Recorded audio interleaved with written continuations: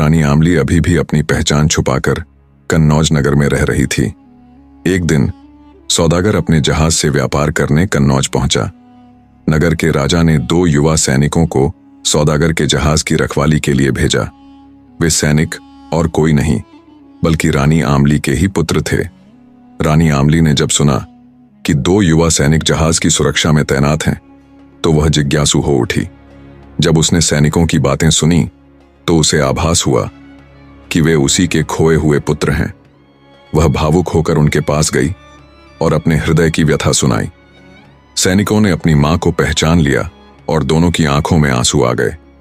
जब राजा को इस पूरे घटनाक्रम का पता चला तो उसने सौदागर और भटियारी को बंदी बना लिया। एक भव्य दरबार बुलाया गया जिसमें रानी आमली ने अपनी पीड़ा और अपमान की कहानी सुनाई।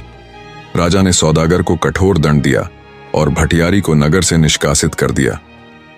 रानी आमली अपने पुत्रों से मिलकर अत्यंत प्रसन्न हुई।